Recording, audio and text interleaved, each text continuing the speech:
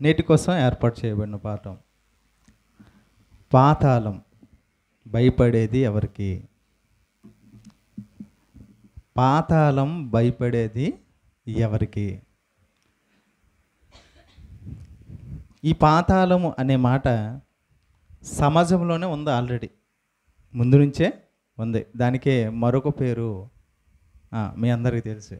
సినిమాలు చూసిన ప్రతి ఒక్కరికి తెలుసు. ఒక 5 సంవత్సరాలకి లేదా 3 సంవత్సరాలకి సినిమా డైరెక్టర్స్ ఒక సినిమా తీస్తారు ఖచ్చితంగా. అది ఏ పేరుతో ప్రారంభమవుతుందంటే ఈ లోకానికి సంబంధించిన పేరుతోనే ప్రారంభమవుతుంది. అది మీరు చూసే ఉంటారని నేను అనుకుంటాను. దాని పేరు చెప్పమంటారా? చెప్పాలా?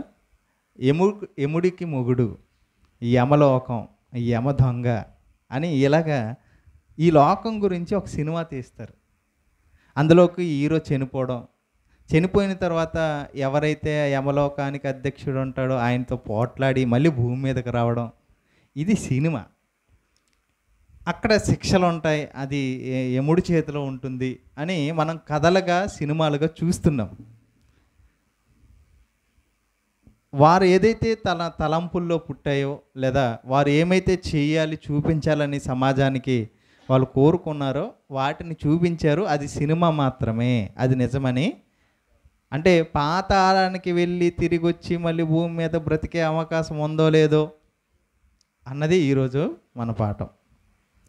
పాతాళం భయపడేది ఎవరికి అంటే మీకు ఆ ఆలోచన ముందు నుంచి ఉంది సమాజంలో అనడానికి మాత్రమే ఈ సినిమా పేర్లు మీకు చెప్పాను. అక్కడికి వెళ్ళి ఎలాగా హీరో జయించుకొని వస్తాడో అన్నదే ఆ సినిమాల్లో చూపించారు. కానీ అది ఎంతవరకు నిజం? ఆ మాట నిజం, పాతాళం ఉంది అన్నది నిజం. ఆ దాని గూర్చిన అవగాహన మనం ఈరోజు నేర్చుకుందాం. ఈ పాతాళానికి మరొక పేరే నరకం. ఓకేనండి? పాతాళానికి మరొక పేరే నరకం.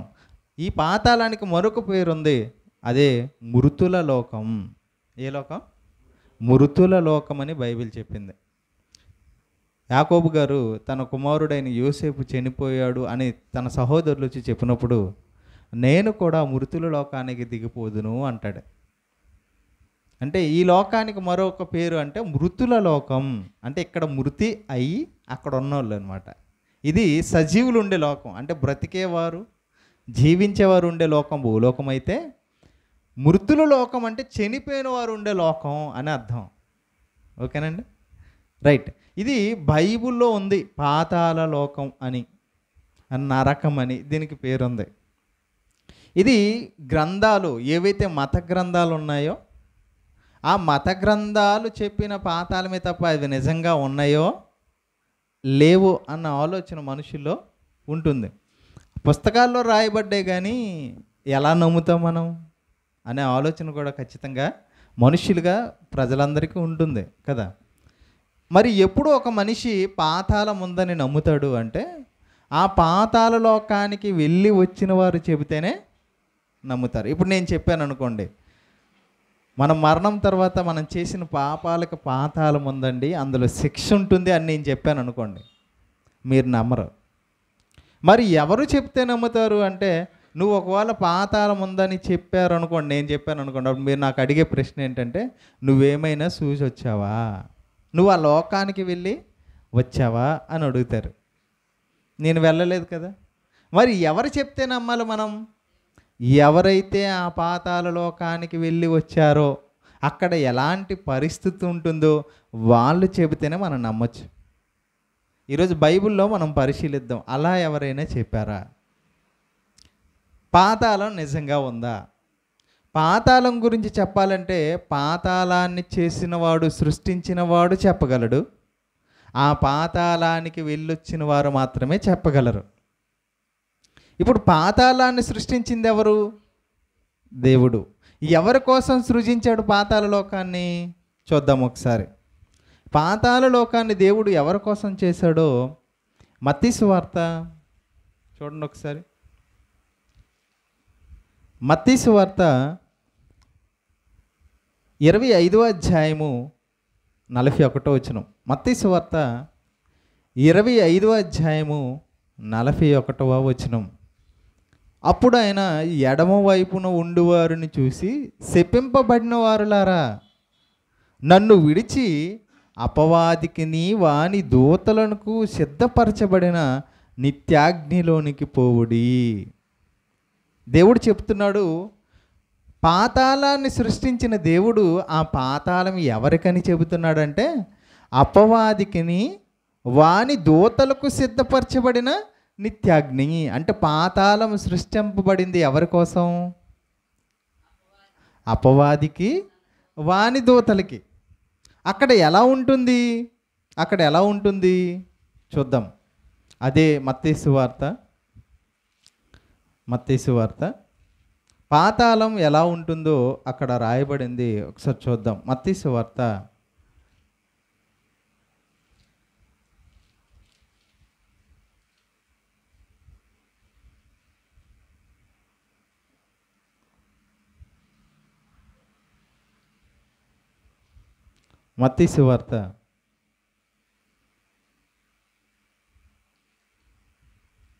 చూడండి, అక్కడే అదే అధ్యాయంలో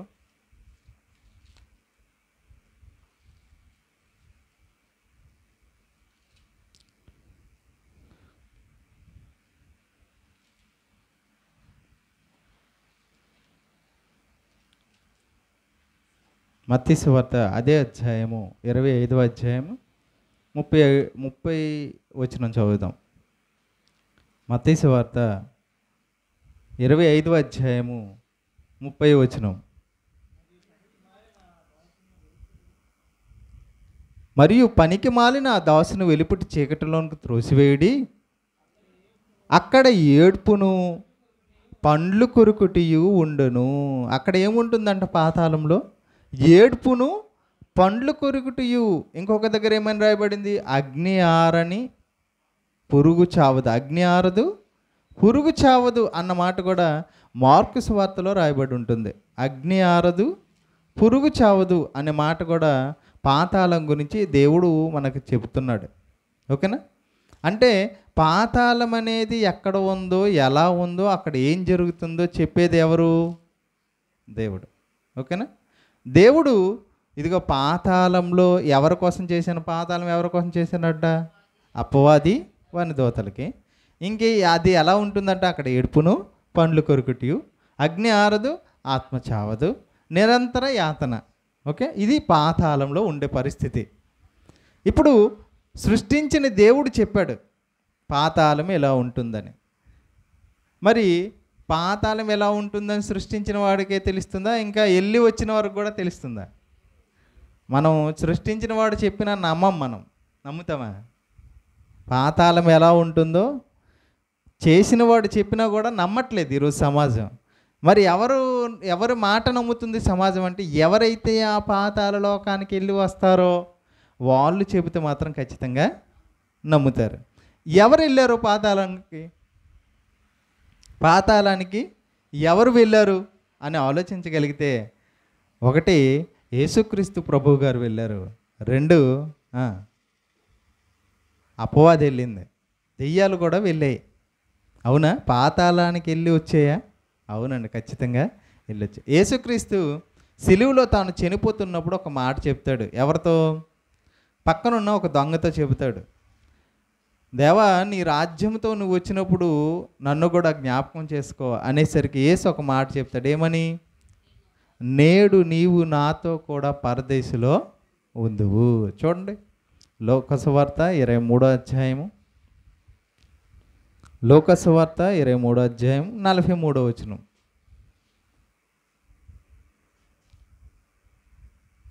లోకసువార్త 23వ అధ్యాయం 43వ వచనం.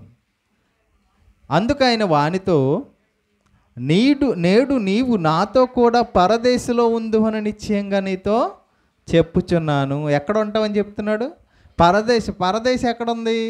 నెమ్మది పొందే స్థలం పాతాళంలో ఉంది.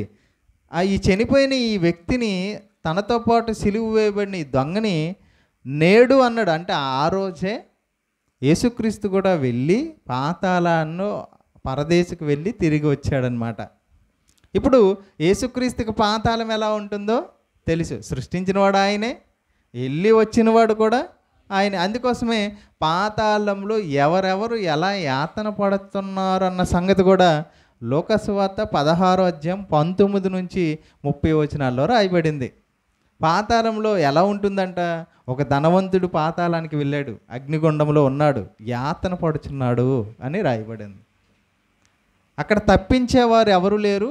ఈ లోకం నుంచి మరొక ప్రదేశానికి వెళ్ళడానికైనా అక్కడి నుంచి ఇక్కడికి రావడానికైనా అవకాశం లేదు అని యేసుక్రీస్తు ప్రభువు గారు అక్కడ వాళ్ళకి చెబుతున్నాడు. ఎక్కడ? లోకసువార్త 16వ అధ్యాయంలో ఆ సందర్భం. అంటే పాతాళం ఎలా ఉంటుందో దేవుడు చూశాడు, చేశాడు కనుక చెప్పాడు, చూసి కూడా చెబుతున్నాడు. ఇప్పుడు మరొకరు ఉన్నారు పాతాళానికి వెళ్ళి వచ్చిన వారు. వాళ్ళెవరు? అపవాదే. అపవాది వెళ్ళిందా? దోతలు వెళ్ళారా? వెళ్ళారు. ఎక్కడికి వెళ్ళారు?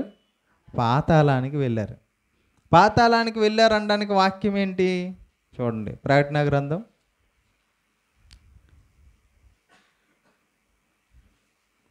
20వ అధ్యాయము, ప్రకటన గ్రంథం 20వ అధ్యాయము 1వ వచనం నుంచి.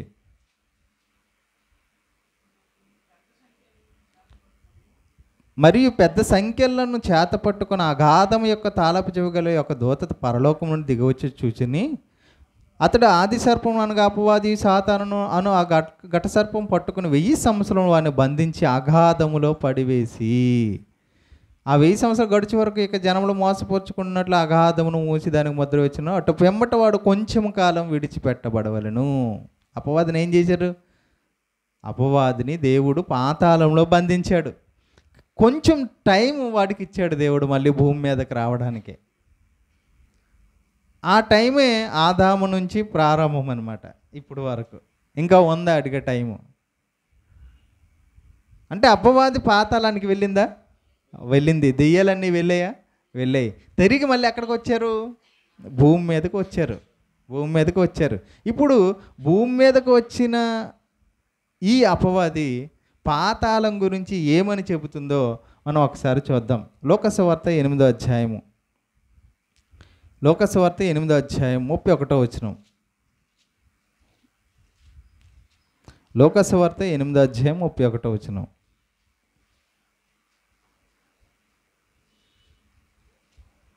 Page number 59. యేసు నీ పేరేమని వానిని అడుగగా, చాలా దెయ్యములు వానిలో చొచ్చి ఉండెను గనుక వాడు తన పేరు శానా అని చెప్పి పాతాళములోనికి పోవుటకు తమకు ఆజ్ఞాపింపవద్దని ఆయనను వేడుకొనెను. ఏమని వేడుకుంటున్నాయంట? పాతాళానికి పోవుటకు మమ్మల్ని పంపించొద్దు దేవా, యేసు ప్రభువా మమ్మల్ని పంపించొద్దు అని బతిమాలుకుంటున్నాయంట. ఎవరిని? యేసుక్రీస్తుని. ఎవరు? దెయ్యాలు. పాతాళంలోకి వెళ్ళడానికి ఎందుకు అంత భయం? అది బహుభయంకరమైనది, అది చాలా భయంకరమైనది. అది అగ్ని ఆరని ఆత్మ చావని లోకం. అది ఆ శిక్షలోకి వెళ్ళడం అపవాదికి ఇష్టం లేదు, దెయ్యాలకు ఇష్టం లేదు. అంటే పాతాళం గురించి చెప్పాలంటే ఎవరు చెప్పాలైతే?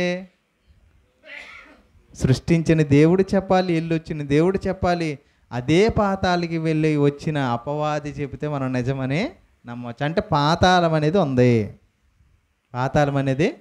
ఉంది.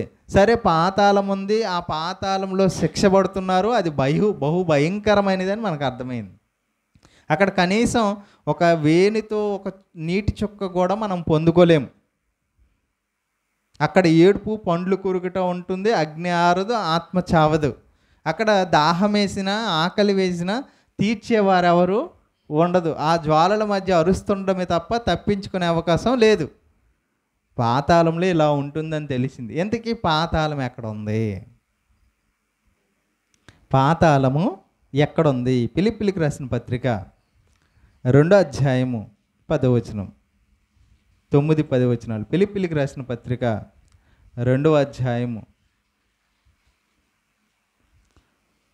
9-10 వచనాలు. అందుచేతను పరలోకమందున్న వారిలో కానీ భూమి మీద ఉన్న వారిలో కానీ భూమి క్రింద ఉన్న వారిలో కానీ అన్నాడు. 3 లోకాల గురించిన ప్రస్తావన ఇక్కడ జ్ఞాపకం చేస్తున్నారు అపోస్తలుడైన పౌలు. పరలోకమందున్న వారిలో కానీ అన్నాడు. పరలోకమందు ఎవరున్నారు? తండ్రి అయిన దేవుడు ఉన్నాడు, యేసుక్రీస్తు ప్రభువు గారు ఉన్నారు, దేవదూతలు ఉన్నాయి, అధికారులు ఉన్నారు, పెద్దలు ఉన్నారు. ఆ మహోన్నతమైన లోకం అది. ఆ లోకం గురించి చెప్పాడు. తర్వాత ఏమని చెప్తున్నాడు? భూమి మీద ఉన్న వారిలో కానీ, భూమి మీద ఎవరున్నారు? మనుషులు ఉన్నారు, జంతువులు ఉన్నాయి, పక్షులు ఉన్నాయి, జలచరాలు ఉన్నాయి. ఈ సృష్టి మొత్తం కనిపిస్తుంది మనకి తెలుసు. మరి ఇంకొక లోకం గురించి చెప్తూ భూమి క్రింద ఉన్న వారిలో అన్నాడు. భూమి కింద కూడా మరొక లోకం ఉందని అడ్రస్ చెబుతున్నాడు దేవుడు. ఎందుకంటే తాను సృష్టించాడు కనుక ఏ లోకం ఎక్కడ ఉందో ఆయన మాత్రమే చెప్పగలడు. పరలోకం ఎక్కడ ఉందంట? పైన ఉంది అని, భూమి ఉందని, భూమి క్రింద ఒక లోకం ఉందని చెబుతున్నాడు. మరి భూమి క్రింద ఉన్న లోకం గురించి చెప్పాడు. ఎంతకీ భూమి కింద ఉన్న లోకం ఏది? మనం చెప్పలే, మళ్ళీ ఎవరి దగ్గరికి వెళ్ళాలి? దేవుడే మళ్ళీ చెప్పాలి. భూమి కింద అన్నావు కానీ ఆ భూమి కింద ఉన్న లోకం పరలోకమా, భూలోకమా, పాతాళ లోకమా? మళ్ళీ ఎవరు చెప్పాలి? దేవుడే చెప్పాలి. సామెతల గ్రంథం 15వ అధ్యాయం 24వ వచనం. సామెతల గ్రంథం 15వ అధ్యాయము 24వ వచనం.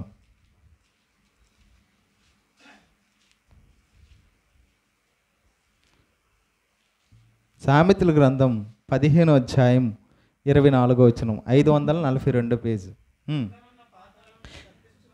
భూమి క్రిందనున్న లోకం అన్నాడు అక్కడ. ఎక్కడ? ఫిలిప్పీ పత్రికలో. ఆ క్రిందనున్న లోకం ఏంటయ్యా అని అంటే ఇక్కడ చెప్తున్నాడు, క్రిందనున్న పాతాళమును తప్పించుకొనవలనని బుద్ధిమంతుడు. అగో పైనున్న లోకం అంటే పరమునకు, పరలోకము, జీవమార్గమును నడుచుకును. అది నిత్య జీవం. పరలోకం పైనుంది, పైనున్న లోకం పరలోకం అని చెప్తున్నాడు. క్రిందనున్న లోకం పాతాళ లోకం అని క్లియర్గా మనకి చెప్పబడుతుంది. మరి ఈ పాతాళం ఎలాంటిది? దాని గుణం ఏంటి? పరలోకం అయితే ఉన్నతమైన స్థలం, దేవుడుండే లోకం, పరిశుద్ధమైన లోకం. అందులో ఎవరైతే దేవుని ఎదుట విశ్వాసం కలిగి బ్రతుకుతారో వాళ్ళు మాత్రం వెళ్ళగలిగే స్థలం. అందులో నిత్యము సంతోషం ఉంటుందని మనకు తెలుసు. మరి పాతాళం ఎలాంటిది? చూడండి ఒకసారి. యెషయా గ్రంథం 5వ అధ్యాయం 14వ వచనం. యెషయా గ్రంథం 5వ అధ్యాయము 14వ వచనం. యెషయా గ్రంథం 5వ అధ్యాయం 14వ వచనం. అందుచేతనే పాతాళము గొప్ప ఆశ పెట్టుకొని, పాతాళానికి ఆశ ఉందంట. ఎలాంటి ఆశ అంటే గొప్ప ఆశ పెట్టుకుందంట. గొప్ప ఆశ పెట్టుకొని అపరిమితముగా తన నోరు తెరచుచున్నది. పాతాళం ఏం చేస్తుందంట? పరిమితి లేదు దానికి. అంటే ఇంతే. ఇప్పుడు చూడండి, ఒక తల్లి పిల్లోడికి అన్నం పెట్టింది అనుకోండి, ఎంత పెడుతుంది అంటే వాడి నోటికి ఎంత పడుతుందో అంతే పెట్టగలదు, అవునా? కానీ పాతాళానికి నోరంట సైజ్ అనేది మనం చెప్పలేమంట. అపరిమితమైన నోరు తెరచుకొని గొప్ప ఆశ పెట్టుకుందంట. ఎవరి కోసం ఆశ అంట? కింద చెప్తున్నాడు, వారిలో ఈ భూమి మీద నేను ఘనుడిని, నేను గొప్పవాడిని, నేను అంటే ఏమనుకున్నావు అని అంటారు కదా. వాళ్ళ కోసం నీ కోసం నేను నోరు తెరుచుకొని ఉన్నాను. గనులను, సామాన్యులు నాకేం పర్లేదు, ఉన్నదాంతో నేను అడ్జస్ట్ అయిపోతాను, నాకు సంపాదించేంత హ్యాపీగా బ్రతికేస్తానని సామాన్యంగా బ్రతుకుతారు. చూడండి, సామాన్యులను గోస చేయవారు. ఎప్పుడు తాగి ఎంజాయ్ చేద్దాం లైఫ్ని, బాగా ఈ భూమి మీద మంచి శబ్దాలతో. గోస అంటే శబ్దాలు, ఇంకేం లేదు. మనకి కొన్ని శబ్దాలు విన్నప్పుడు ఏంటి గొడవ అనిపిస్తుంది చూడండి, అదే గోస చేయవారును, హర్షించేవారును. అంటే తన జీవితాన్ని తను చూసుకుని మురిసిపోతుంటారు చూడు, వాళ్ళని హర్షించేవారు అంటారు. హర్షించేవారును పడిపోదురు. ఇంకా మనకు అర్థం కాలేదనుకోండి ఎలాంటి వారు పడిపోతారో పైన క్లియర్గా దేవుడు రాపించాడు. ఎక్కడ? 11 నుంచి అదే అధ్యాయము, యెషయా గ్రంథం 5వ అధ్యాయం 11 నుంచి. మద్యము త్రాగుదమని వేకువనే లేచి ద్రాక్షారసం తమకు మంట పుట్టించే వరకు చాలా రాత్రి వరకు పానము చేయవారికి శ్రమ. తర్వాత వారు సితార స్వరమండల తంబుర సన్నాయిలను వాయించుచు ద్రాక్షారసం త్రాగుచు విందు చేదురు కానీ యెహోవా పని యోచింపరు, ఆయన హస్తకృత్యములను లక్ష్య పెట్టరు. ఇలాంటి ఆలోచనలో ఉన్నవారు అనమాట. అంటే భూమి మీద తమకున్న ఆలోచన ప్రకారం, తమకున్న యోచనల ప్రకారం తమ జీవితాలను గడిపేవారు. దేవుని ఆలోచనలు, దేవుని జ్ఞానాన్ని పక్కన పెట్టిన వారికి ఈ పాతాళం అంటే గొప్ప ఆశ పెట్టుకుంటుందంట. తన నోరు తెరిచి రెడీగా ఉంటుందంట. అలాంటి లోకానికి ఎవరు భయపడ్డారని మనం ఇంతకుముందు చదువుకున్నాం. అపవాది భయపడింది. అంటే అంత భయంకరంగా ఉంటుంది లోకం. ఏ లోకం అది? అది ఏం చేస్తుందో చూడండి. ఇంకా యెషయా గ్రంథం 14వ అధ్యాయం 9వ వచనం. యెషయా గ్రంథం 14వ అధ్యాయం అది ఎలా మనిషికి ఆహ్వానం తెలుపుతుంది చూడండి. 14వ అధ్యాయం యెషయా గ్రంథం 9వ వచనం. నీవు ప్రవేశించుచుండగానే నిన్ను ఎదుర్కొనుటకై క్రింద పాతాళము నీ విషయమే కలవరపడుచున్నది. అది నిన్ను చూచి ప్రాతలను రేపుచున్నది. అదేం చేస్తుందంట? వెల్కమ్ బోర్డు నీకు చెబుతుందంట. రా, నువ్వు తొందరగా రా అని నీకోసం ఎదురు చూస్తుందంట. కలవరపడిపోతుందంట. ఎందుకు? నువ్వు ఒకవేళ తప్పించుకుంటావేమో, నువ్వు నా నోట్లో నుంచి నా ఆశ నువ్వు తప్పిపోతావేమో అని లోపల ఉన్న పాతాళం, కింద ఉన్న పాతాళం ఏం చేస్తుందంటే కలవరపడిపోతుంది. ఈ భూమి మీద వీడు బతుకుతున్నాడు, ఒకవేళ వీడు నా నుంచి తప్పించుకుంటాడేమో. నువ్వు ప్రవేశించగానే ఇక చూడు నిన్ను ఎదుర్కోవడానికి సిద్ధమైపోద్దంట. ప్రాతలను రేపిస్తుందంట. అంటే ఎవరైతే చనిపోయి ఉన్నారో వాళ్ళ ఘోష వినబడుతుంటుంది, నీకు సిద్ధపరుస్తున్నాడు నీకోసం రెడీగా. పాతాళం ఇంత భయంకరంగా ఎదురు చూస్తుంది మనిషి కోసం. పాతాళం అనే పేరు వింటేనే మనం భయం పుట్టాలి. అంత దారుణంగా చూడని ఆ లోకాన్ని దేవుడు తన మాటల చేత మనకు చూపిస్తున్నాడు. ఒకసారి ఊహించుకోండి ఎలా ఉంటుందో. మీకు అర్థం కావాలంటే ఈ రూమ్లో మిమ్మల్ని పెట్టి తాళం వేసి పెట్రోల్ పేసి తగలబెట్టామనుకోండి, మీరు ఎలా అరుస్తారో ఒకసారి ఊహించుకోండి. ఆ ఆలోచన మీకు అంతకంటే కావాలంటే ఒక పొయ్యి దగ్గర మీరు కూర్చున్నప్పుడు ఒక సొరగ పడింది అనుకోండి, ఎలా ఉంటుంది? అదే తట్టుకోలేము. మధ్యాహ్నం ఎండకే తట్టుకోలేము. అలాంటిది అగ్ని మొత్తం ఉంటే, ఆ అగ్ని మధ్యలో మనం ఉంటే, లోకమంతా అదే అయితే, మీ ఇంటి చుట్టూ మీరు, మీ ఇల్లు, మీ ఇంటి చుట్టూ అగ్నితో మండుతుంది అనుకో, ఆ మధ్యలో మీరు ఉంటే ఎలా ఉంటుందో చూడండి. ఈ ఊరు మొత్తం అగ్నితోనే నిండి ఉంది, అందులో మధ్యలో మీరు ఉన్నారు. అప్పుడు ఎలా ఉంటుంది పరిస్థితి?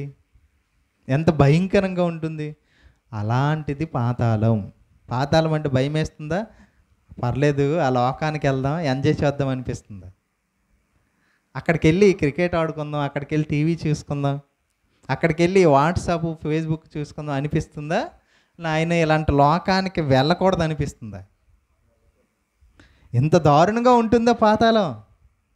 మరి ఇంత దారుణంగా ఉంటుందా? ఉంటుంది. పాతాళం ఎలాగే ఉంటుంది. ఆ పాతాళంలో శిక్ష అంత భయంకరంగా ఉంటుంది. అయితే మరణం తర్వాత మనిషి ఈ పాతాళానికి ఎంత సమయంలో వెళ్తాడు? ఏమైనా మధ్యలో టూర్ అలాగే తిరిగి రావడానికి అవకాశం ఉంటుందా? చనిపోయిన తర్వాత ఎలాంటి భయంకరమైన పాతాళానికి వెళ్ళడానికి మనిషి మరణానికి తర్వాత ఎంత టైం పడుతుంది? యోబు గ్రంథం చూడండి. యోబు గ్రంథం 21వ అధ్యాయం 13వ వచనం. యోబు గ్రంథం 21వ అధ్యాయం 13వ వచనం. యోబు గ్రంథం 21వ అధ్యాయం 13వ వచనం. వారు శ్రేయస్సు కలిగి తమ దినములు గడుపుదురు ఒక్క క్షణంలోనే, ఒక్క క్షణంలోనే పాతాళమునకు దిగిపోదురు. అంటే మనం మరణించిన క్షణంలో ఎక్కడ దిగిపోతామంట? అమ్మ, ఎంత భయంకరమైన లోకానికి వెళ్ళడానికి పట్టే సమయం ఒక క్షణం. భూమి మీద తిరిగే అవకాశం లేదా? 12 రోజులు ఉండే అవకాశం లేదా? సంవత్సరం ఆ ఇంట్లో కాపలా కాసే అవకాశం లేదా? లేనే లేదు. ఒకే ఒక్క క్షణంలో ఈ భూమి మీద మరణించిన వ్యక్తి ఎక్కడికి వెళ్ళిపోవాలి? పాతాళానికి వెళ్ళిపోవాలి. ఈ భూమి మీద తమ ఆశలు నెరవేర్చుకోవడానికో, లేదా నేను చనిపోయాను కదా నా శవాన్ని ఏం చేస్తున్నారో, మోస్తున్నారా? ఎవరు మోస్తున్నారు? మా తల్లిదండ్రులు ఏం చేస్తున్నారు? నా పిల్లలు ఏం చేస్తున్నారు? ఏడుస్తున్నారో లేదో అని సినిమాల్లో చూపించినట్లు పరీక్షించడానికి టైం నీకు లేదు. ఒక్క క్షణంలో నువ్వు పాతాళానికి దిగిపోవాలి, భయంకరమైన లోకానికి. మరి ఇటువంటి భయంకరమైన ఈ లోకం ఏది అంటే పాతాళం. పాఠం పేరేంటి చెప్పండి? పాతాళం భయపడేది ఎవరికి? పాతాళం చూస్తేనే ఎంత భయం వేస్తుంటే మరి ఆ పాతాళమే భయపడుతుందంట కొంతమందికి. అది మన పాట. ఎందుకు వారెవరో? పాతాళం భయపడేది ఎవరికి? భయంకరమైన ఈ లోకం సైతం భయపడేవారు ఉన్నారు. భయపడేది కూడా ఉంది. పాతాళం ఆ మనుష్యులకు భయపడిపోద్ది, ఆ వ్యక్తులకి భయపడిపోద్ది. వారెవరు? చూడండి, మత్తయి సువార్త 16వ అధ్యాయం, మత్తయి సువార్త 16వ అధ్యాయం 18వ వచనం. మత్తయి సువార్త 16వ అధ్యాయం 18వ వచనం. పాతాళము, ఇంత భయంకరమైన ఈ పాతాళ లోకం భయపడేది ఎవరికి అంటే దేవుడు చెప్తున్నాడు. మత్తయి సువార్త 16వ అధ్యాయం 18వ వచనం. 16వ అధ్యాయం 18వ వచనం. మరియు నీవు పేతురువు, ఈ బండ మీద నా సంగమును కట్టుదును, పాతాళ లోక ద్వారములు దాని ఎదుట నిలవనేరవని నేను నీతో చెప్పుతున్నాను. ఏసేమంటున్నాడు? పాతాళ లోక ద్వారములు అడలిపోతాయంటే ఎవరి ముందు? సంఘము ముందు. ఎవరి ముందు? పాతాళం భయపడేది ఎవరికంటే సంఘానికి భయపడుతుంది. సంఘం అంటే దేశం అంటే మట్టి కోదవోయ్, దేశం అంటే మనుషులోయ్. సంఘం అంటే మట్టి గోడలు కాదోయ్. సంఘం అంటే దేవుడు తన స్వరక్తం ఇచ్చుకున్న ప్రజలమైన మనమే సంఘం.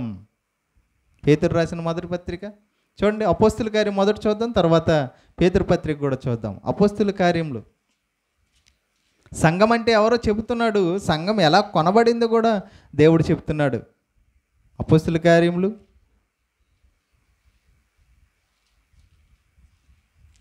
20వ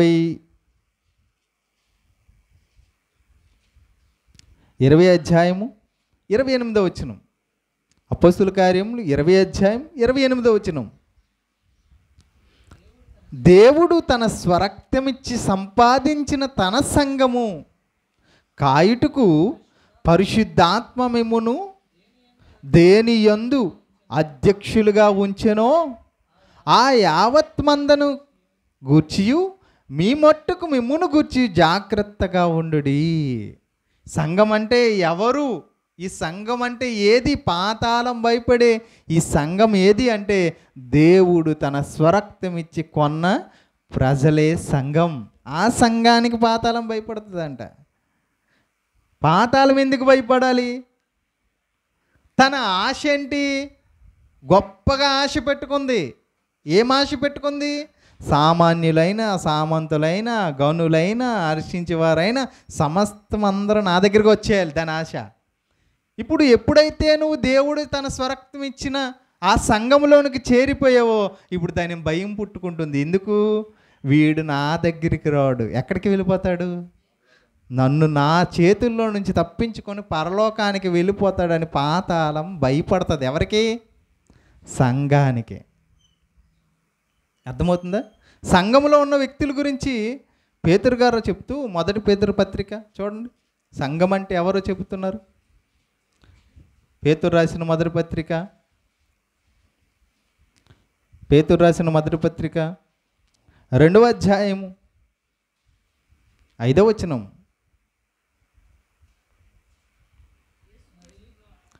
పేతురు రాసిన మొదటి పత్రిక 2వ అధ్యాయం 5వ వచనం. యేసుక్రీస్తు ద్వారా దేవునికి అనుకూలములుగా ఆత్మ సంబంధమైన బలులు అర్పించుటకు పరిశుద్ధ యాజకులుగా ఉండునట్లు మీరును సజీవమైన రాళ్ల వలె నుండి ఆత్మ సంబంధమైన మందిరముగా కట్టబడుచున్నారు. ఎవరండి సంఘం అంటే? మనమేనండి. సంఘం అంటే మనమే. మరి మనల్ని చూసి పాతాళం భయపడుతుందా, లేకపోతే పాతాళానికి వెళ్ళిపోతామని మనం భయపడుతున్నామా?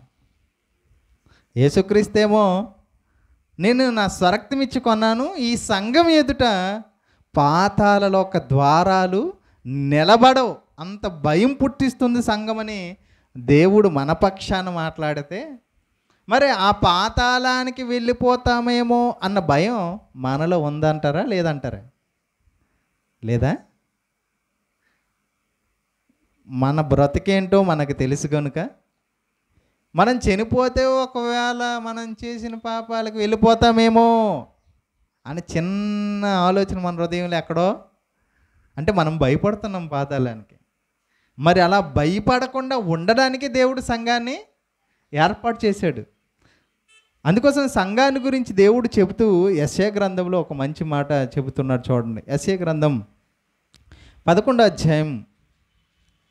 యెషయా గ్రంథం ఎలా ఉంటే మనం భయపడమో దేవుడు అక్కడ రాపిస్తున్నాడు చూడండి. యెషయా గ్రంథం 11వ అధ్యాయం 6వ వచనం. యెషయా గ్రంథం 11వ అధ్యాయం 6వ వచనం. తోడేలు గొర్రె పిల్ల యొద్ద వాసము చేయును. తోడేళ్ళు అంట ఎవరి దగ్గర వాసం చేస్తుందంట? గొర్రెపిల్ల. తోడేలు గొర్రెపిల్ల దగ్గర ఉంటే ఏమవుతుంది చెప్పండి మీరు? తోడేలు గొర్రెపిల్ల కనిపిస్తే ఏం చేస్తుంది?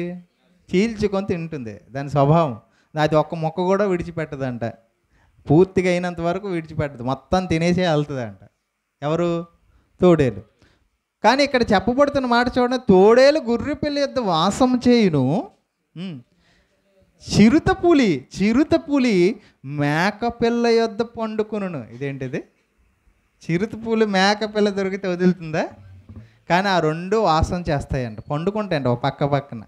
నెక్స్ట్, దూడయు కొదమ సింహమును పెంచబడిన కోడియు కూడుకొనగా.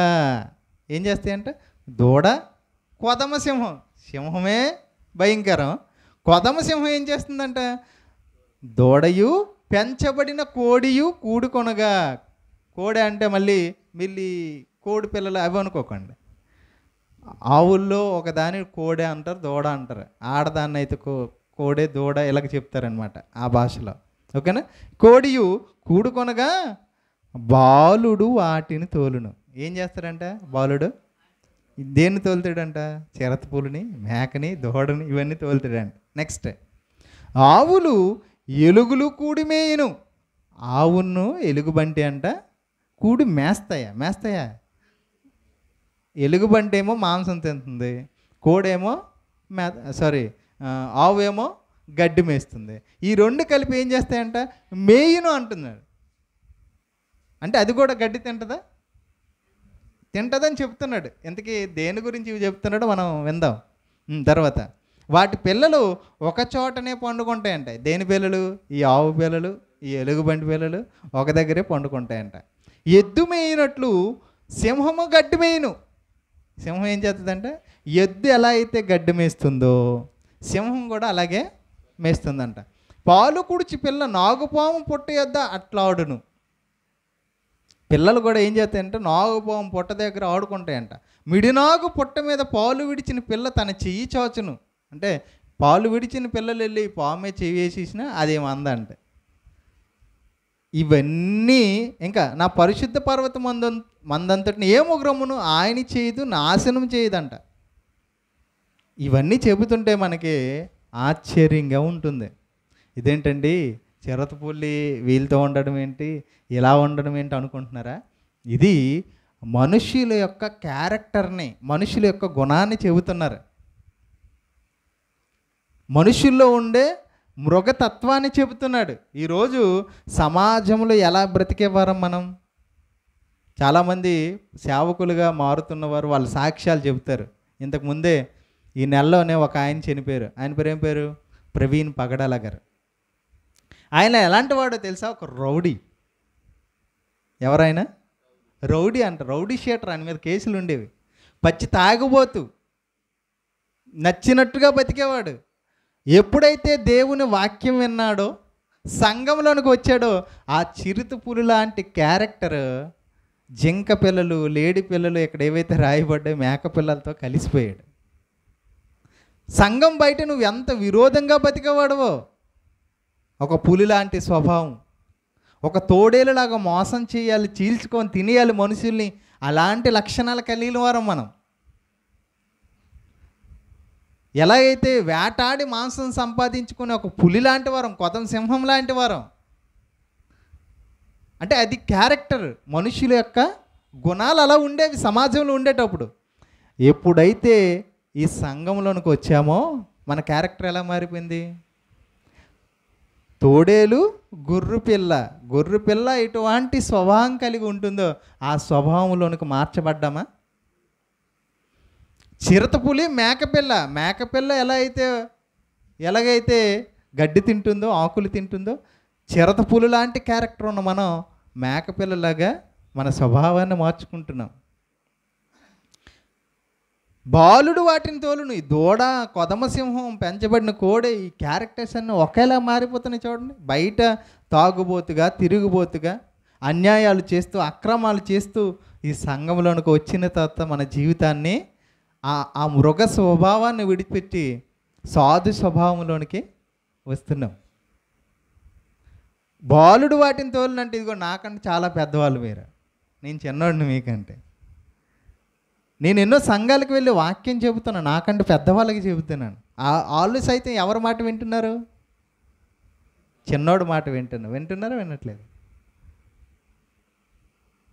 అది సంఘం అంటే నువ్వు బయట ఉన్న నీ క్యారెక్టర్, నీ స్వభావం ఇంతకుముందు ఎలా ఉండేదో దాన్ని మొత్తం విడిచిపెట్టి సంఘంలో ఉంటే అప్పుడు సంఘానికి ఎవరు భయపడతారు?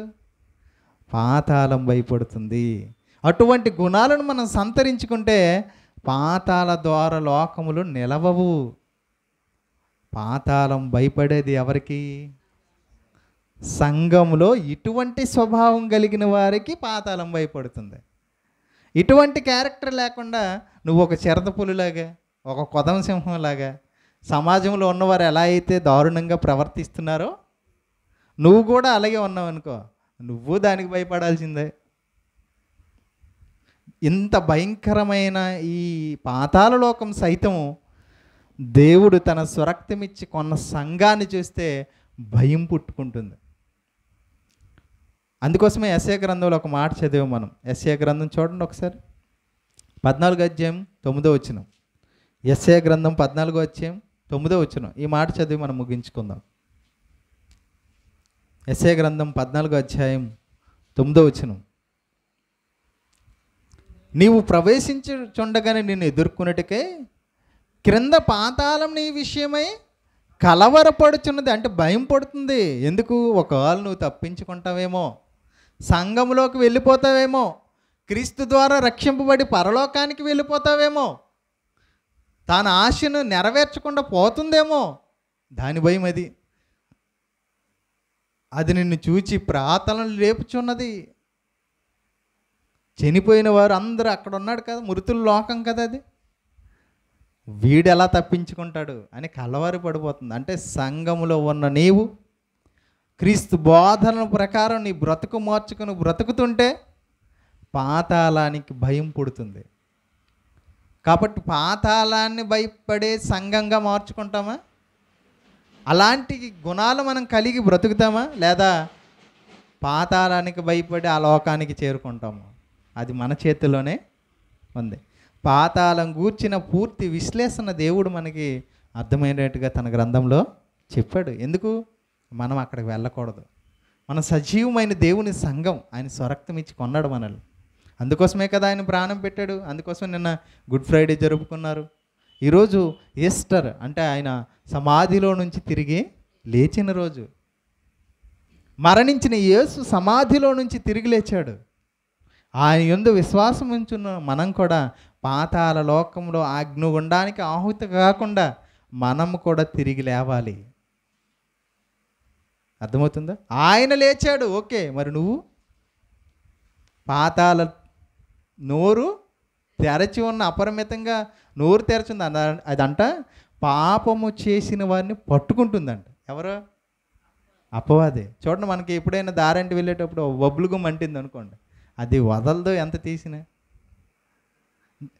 ఇంకొకటి ఉంది, ఏది? జలగ పట్టుకుంటా అంట వదలదంట. ఇవైనా ఒకవేళ చేతితో లాగేసో కర్రతోనో ఎలాగో తీసి వచ్చేమో కానీ పాతాళ మనిషిని పట్టుకుందంటే అస్సలు వదలదు. ఆయన మృతుల్లో నుండి తిరిగి లేచాడు, సమాధిని గెలిచాడు. ఇదిగో నీకు అవకాశం ఇస్తున్నాడు. ఆయన యందు విశ్వాసం ఉంచి నీతిగా బ్రతకడం ద్వారా నువ్వు కూడా తిరిగి లేస్తావు, పాతాళానికి భయం పుట్టిస్తావు. ప్రార్థన చేసుకుందాం. పాతాళం భయపడేది ఎవరికి? ఆయన మాటల ప్రకారం బ్రతికే సంఘానికి. ఓకేనా?